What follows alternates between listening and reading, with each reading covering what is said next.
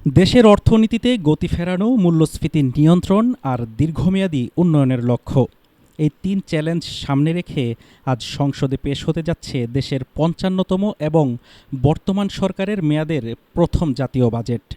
তারেক রহমানের নেতৃত্বাধীন বিএনপি সরকারের এই প্রস্তাবিত বাজেটের সম্ভাব্য আকার ধরা হয়েছে দেশের ইতিহাসের সবচেয়ে বড় ৯,৩৮,০০০ কোটি টাকা।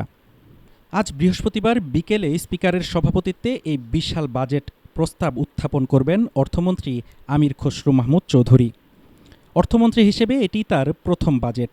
এবারের বাজেটে সর্বোচ্চ অগ্রাধিকার পাচ্ছে অবকাঠামো, শিক্ষা, স্বাস্থ্য ও মানব সম্পদ উন্নয়ন।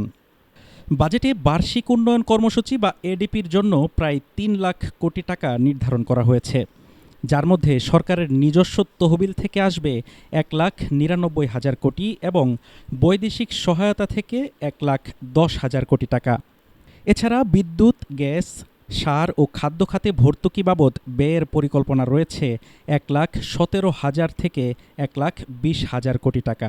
এই বিশাল ব্যয় মেটাতে রাজস্ব আদায়ের রেকর্ড লক্ষ্যমাত্রা ধরা হয়েছে ৬,৯৫,০০০ কোটি টাকা, যার সিংহভাগ অর্থাৎ ৬,০৪,০০০ কোটি টাকায় আদায় করতে হবে এনবিআরকে।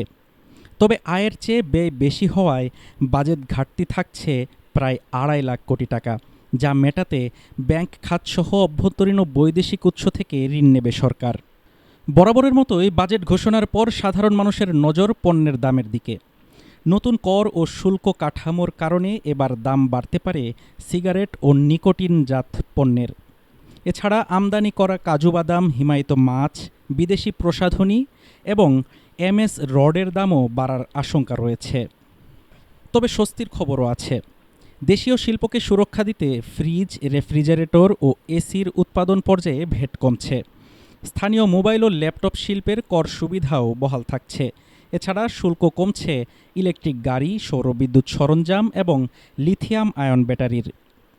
সাধারণ মানুষের স্বস্তির জন্য চাল, ডাল, পেঁয়াজ সহ ৬০টি কৃষি পণ্যের উৎসে কর কমিয়ে ০.৫% করার পরিকল্পনাও নেওয়া হয়েছে। তবে মধ্যবিত্তের জন্য বড় সুখবর হচ্ছে ৫ বছরের আয়কর রোডম্যাপ। প্রথম ধাপে সাধারণ করদাতাদের করমুক্ত আয়সীমা ৩.৫ লাখ থেকে বাড়িয়ে ৩,৭৫,০০০ টাকা করা হচ্ছে। নারী, প্রবীণ, প্রতিবন্ধী এবং জুলাই অভ্যুত্থানে গেজেটভুক্ত যোদ্ধাদের জন্যও থাকছে বাড়তি সুবিধা। অর্থ মন্ত্রণালয়ের মতে দীর্ঘমেয়াদী করনীতির মাধ্যমে অর্থনীতিকে স্থিতিশীল করাই লক্ষ্য। তবে শেষ পর্যন্ত রেকর্ড রাজস্ব আদায় আর বিপুল বাজেট ঘাটতি সামাল দিয়ে মূল্যস্ফীতি নিয়ন্ত্রণ করাই হবে নতুন সরকারের সবচেয়ে বড় পরীক্ষা। হাফিজুর রহমান তুষার, ঢাকা টুডে।